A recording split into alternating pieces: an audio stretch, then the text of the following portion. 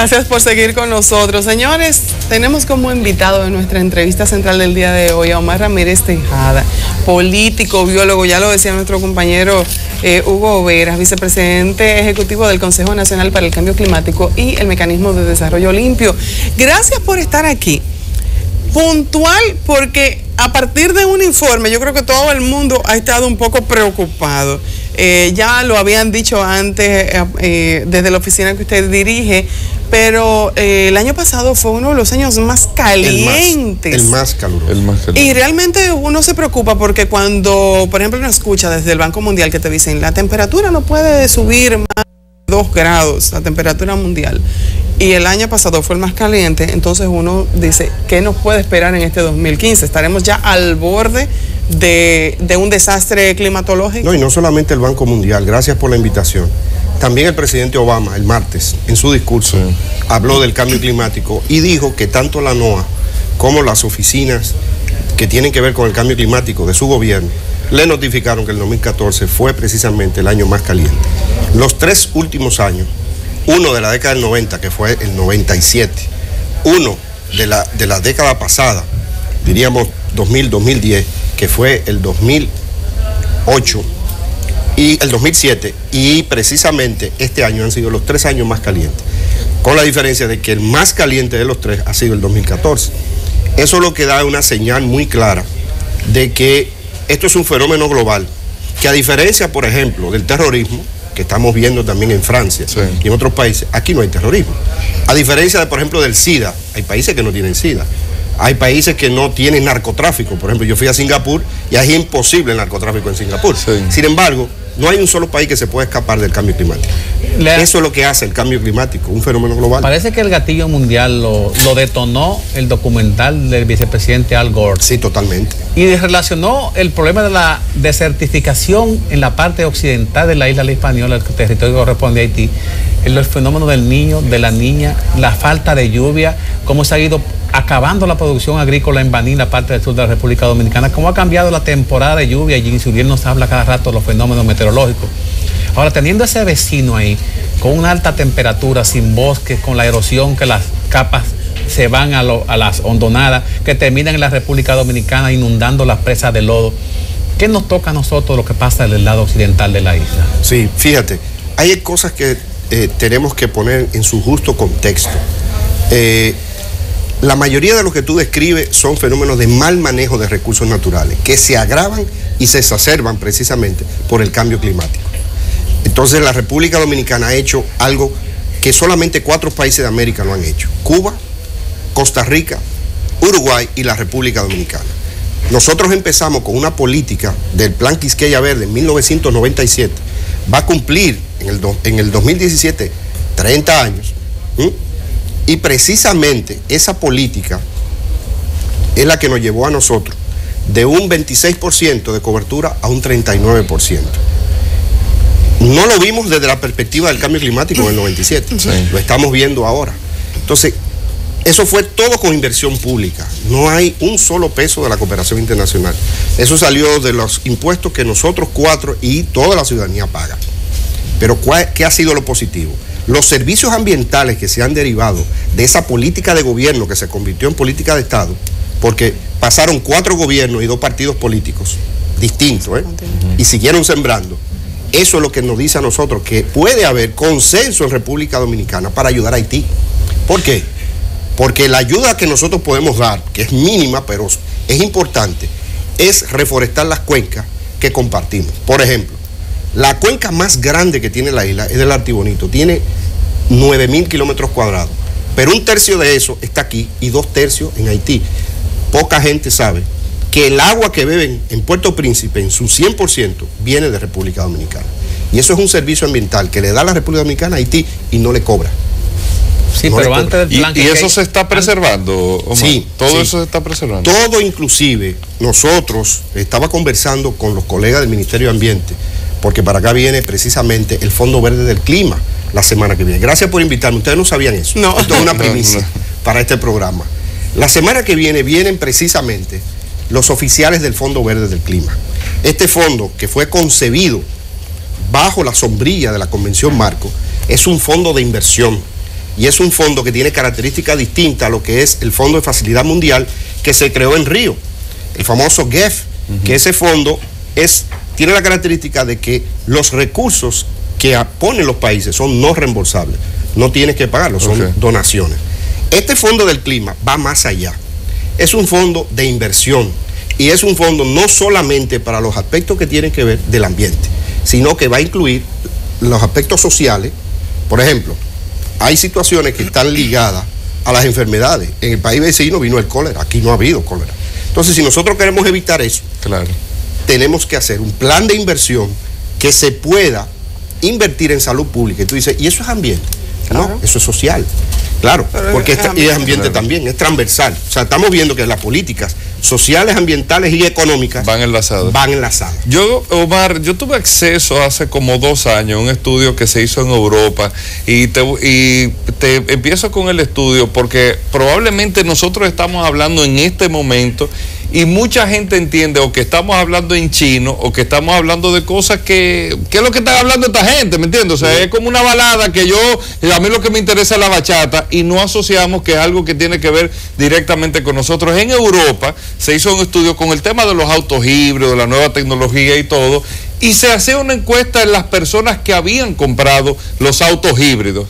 Y estas personas, la mayoría tenía un segundo vehículo, tenía un auto híbrido por un tema de que o es la compañía o la comunidad se diese cuenta que es una persona que está preocupada por el medio ambiente, pero mentira, lo tenía parqueado y ya tenía sus 8 cilindros, sus 6 cilindros, su carro X, que era el que usaba normalmente. ¿Qué te quiero decir con eso? Que todavía no hay, hace 2 años, una conciencia real del problema que tenemos nosotros con el medio ambiente. Para que me puedas entonces, Omar, y decirle a la gente realmente el problema que tenemos nosotros con el medio ambiente, el problema del planeta, que asumimos que eso no va a pasar aquí como todo en la República Dominicana, que eso no va a llegar, viendo inclusive donde salen estudios a cada rato que dicen el nivel del agua va a subir y eso puede ser inclusive que nuestras playas desaparezcan. ¿Cuál es la realidad? ¿Cuál es el problema real que nos está viniendo a nosotros con el ambiente? Mira, desconocemos la debilidad de Hugo, que son los automóviles, y desde ahora lo estamos buscando como padrino de una buena idea que República Dominicana tiene que implementar, pero ya. Él sabe muy bien que el parque vehicular nuestro, el 86% de ese parque tiene más de 10 años. Sí, es una barbaridad obsoleta. Entonces, pero poca gente correlaciona eso, que cuando tú te vas a salud pública y buscas las estadísticas, y tú dices, ¿cuál es la enfermedad más frecuente? ¿Y cuál es la enfermedades respiratorias? Broncorrespiratoria. Sí. Exactamente. La contaminación, la pues polución. la gente no asocia eso con el parque vehicular. No.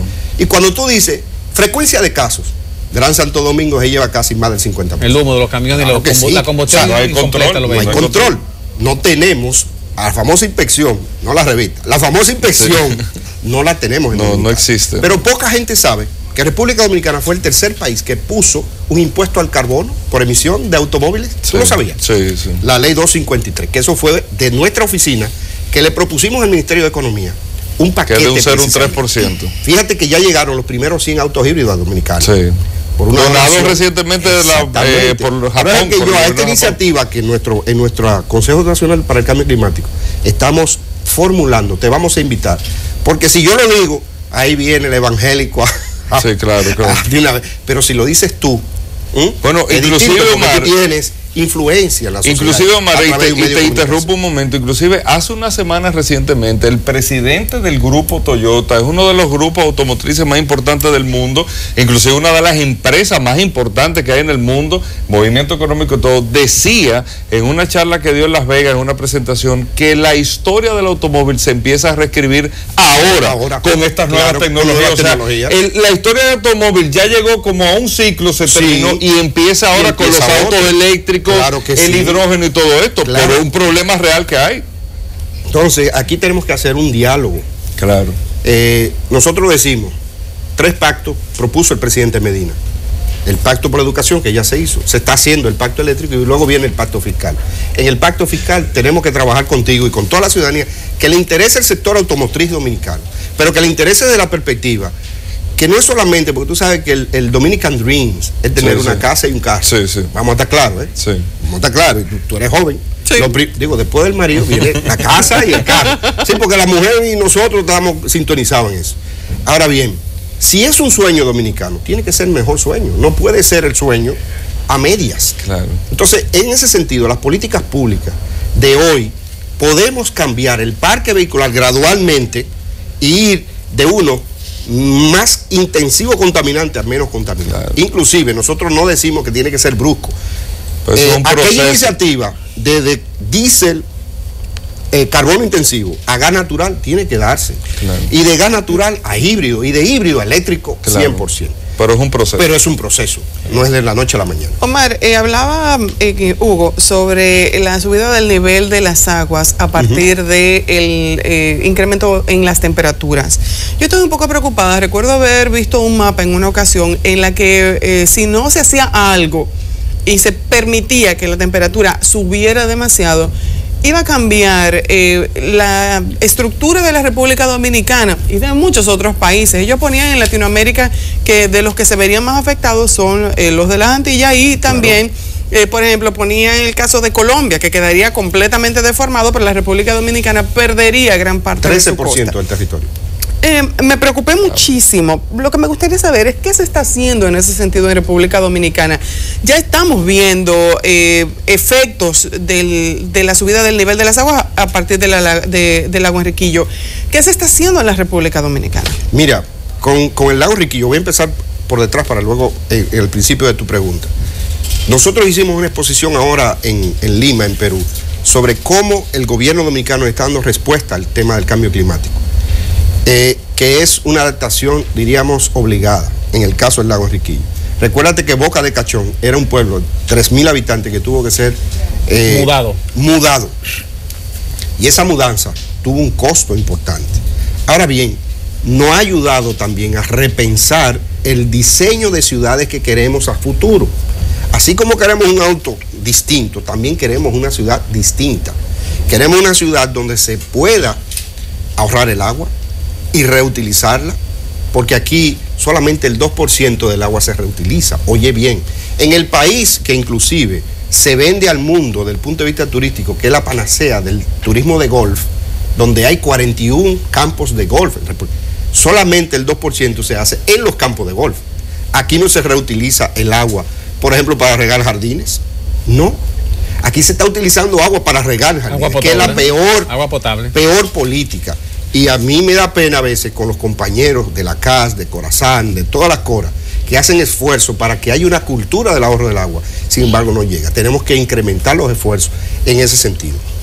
¿Qué pasa con la subida del nivel del mar? Es un fenómeno global, no puedes tú pararlo porque es algo que está sucediendo en todo el mundo. Y todos los países debieran tomar medidas si queremos que no suceda. Exactamente. Pero ¿cuál es el agravante en Dominicana? Toda la actividad económica que se realiza en este país va desde la pleamar, o sea, de 0 a 20 kilómetros adentro. En la zona costera está el 75% de nuestra industria. Está el 95% de nuestra industria turística. Cuando hablo de industria turística, todo lo que tiene que ver con los enclaves turísticos están en la zona costera. Pero también están el 70% de las ciudades que tienen más de 10.000 habitantes en este país.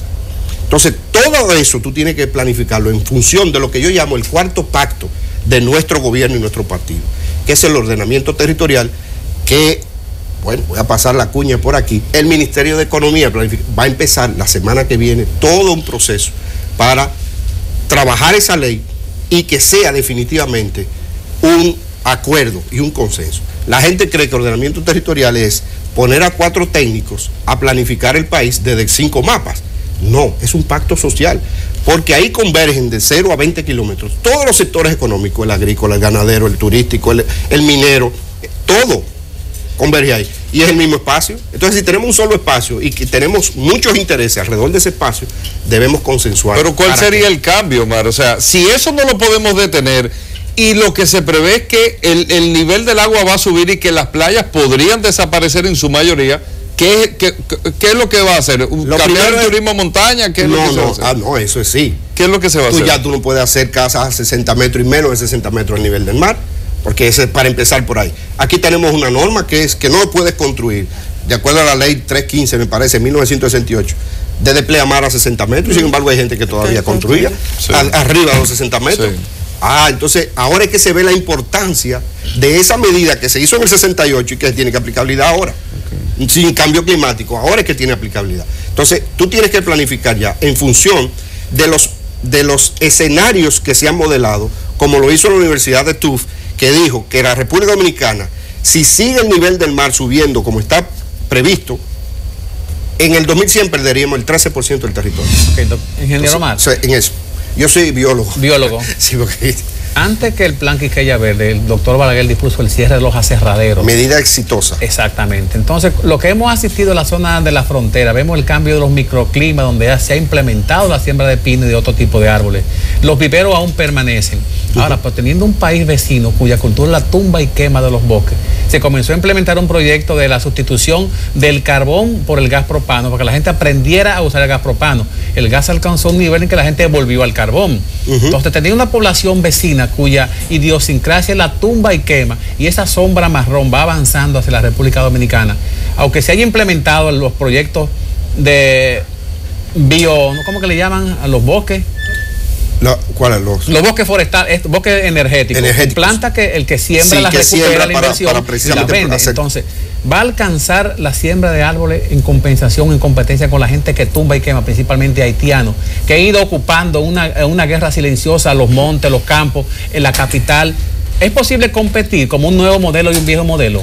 No es posible. Lo que tenemos que hacer es que ya nuestro gobierno inclusive ha trabajado con diferentes gobiernos de Haití, en lo que en un momento dado el ministro de Ambiente, Jaime David Fernández Mirabal, llamó Frontera Verde. No sé si ustedes conocieron ese trabajo. Y poca gente conoce que República Dominicana organizó toda una zona y está trabajando con 3 proyectos transfronterizos.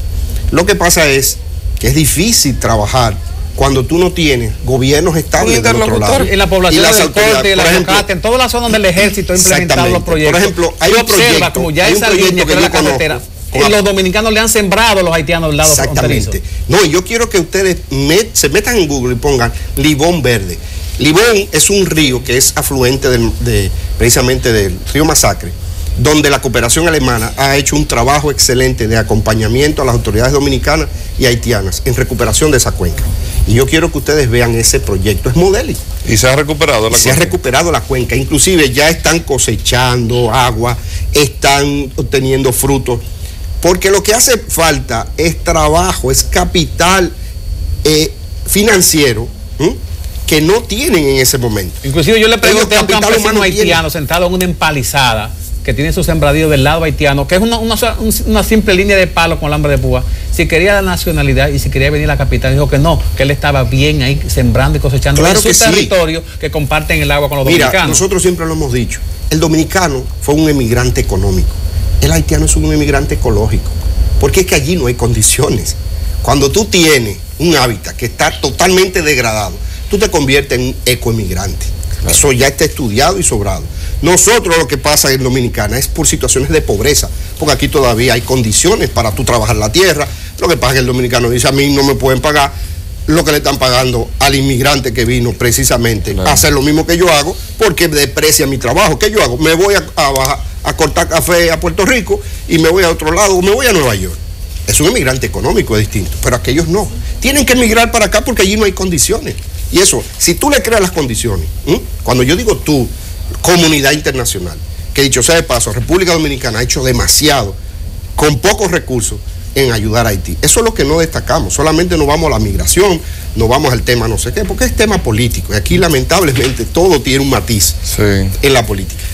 Omar, debemos terminar la entrevista, pero hay algo que me gustaría saber. Tú hablabas de que la semana que viene tenemos el Fondo Verde del Clima. Esos recursos, ¿desde dónde se generan y cómo se puede acceder a ellos? Muy bien, muy buena pregunta. Tú ves que de los 3 panelistas, las mujeres son las más centradas. No, Elisa. Por eso la sentamos en el medio, la crucificamos. Elisa se ha llevado todos los piropos. Sí. Precisamente, si estuvieras siguiendo el Fondo Verde, se está capitalizando. Y ese fondo, por las promesas que hacen los países desarrollados, ya ha llegado por el orden de los 10.000 millones de dólares. Claro, se dice que para arrancar las demandas de los países en desarrollo por el tema del cambio climático se necesitan más de 15.000 millones. Todavía estamos a la espera de que otros países como Australia, que se negó en un momento dado a decir, ya está sensibilizándose de la importancia del fondo y cómo se va a colocar. Entendemos que en este año va a empezar la operacionalización. Ellos vienen a identificar qué capacidades tiene Dominicana, técnicas e institucionales, para manejar volúmenes de fondos como lo que vienen. Entonces, en ese sentido, el Ministerio de Ambiente, el Consejo Nacional para el Cambio Climático y los demás ministerios, vamos a trabajar con ellos para identificar eso y ver cuáles son las propuestas que nosotros tenemos. Ya nosotros hemos trabajado, República Dominicana, en determinar flujo de inversión y financiero en 3 sectores, en energía, en turismo y en agua potable. Eso es muy importante. Pero también hicimos un análisis de cuáles son las barreras y oportunidades del financiamiento climático, que no es lo mismo que ayuda al desarrollo. Exacto. Porque nosotros tenemos que diferenciar tanto una cosa como la otra. Estos fondos son predecibles, distintos a lo que es la ayuda al desarrollo. Entonces ahí el gobierno dominicano tiene que hacer un ejercicio de priorización, porque no toda la cartera va a ser financiada. Priorización y sobre todo lo que no te dije al principio, que es muy importante. Hay fondos no reembolsables, pero hay fondos reembolsables. Y sobre todo a largo plazo y con tasas competitivas menor que la banca comercial, porque no tiene sentido que tú crees un fondo para competir con la banca local. Entonces la banca local va a ser invitada también a que vea este nuevo modelo y cómo puede hacer un macheo de fondos, sobre todo con fondos privados que también pueden intervenir, que no lo hace el Fondo Ambiental, por ejemplo. Bueno, pues vamos a estar bien atentos. Eso será la semana que viene. Sí, cómo no. Quizás puedan invitar a algunas de las personalidades que van a venir a República Dominicana y tenerlo aquí en el panel y conversar sobre la situación de Haití. Claro. Sí. Mira, con relación a Haití, nosotros tenemos muy buenas propuestas. O sea, República Dominicana, te dije, si ustedes quieren, yo les acerco lo que son los oficiales, porque para así ustedes le pautan. Yo veo videos. Yo la última vez que estuve allí, hace ya un año más o menos, pero lo que están haciendo ahora es muy importante para que ustedes vean la otra cara de Haití y de República Dominicana, cuando están trabajando juntos en silencio. Están comprometidos a esa exactamente, y sobre todo que los haitianos que se están desarrollando ahí, que ya tienen ingresos, que no quieren irse de ahí. ¿Por qué? Porque es la primera vez que ellos tienen que pueden mantener a su familia, mandar a sus niños a la escuela y que están cuidando eso. O sea, yo les invito, si ustedes quieren, les conecto con la oficial de GIZ que trabaja en el proyecto para que venga un día, porque ella tiene una ventaja, tiene videos que puede mostrar. Entonces no tiene que mandar cámaras allá, sino que ustedes nada más tienen que mostrar lo que ellos han hecho. Y eso así que con mucho gusto. Omar, gracias por venir. Gracias, Hugo. Y hay compromiso por el sector automotriz. Luego vengo a hablar lo que es una NAMA de transporte, lo que está haciendo, por ejemplo, Colombia. Y perdónenme que me extienda. Colombia ha vendido lo que se llama una reducción de emisiones por cambio de flotilla. Y todo ese Transmilenio que ustedes ven es fruto de una propuesta internacional en el tema de cambio climático. Combinada con gas natural, que Colombia también de los primeros países con las transformaciones. Así que vendré después más adelante. Claro. Gracias, Omar. Nosotros hacemos una pausa, y va a decir un cambio climático. Nosotros vamos a hacer una pausa. Quedó en gas natural. Sí.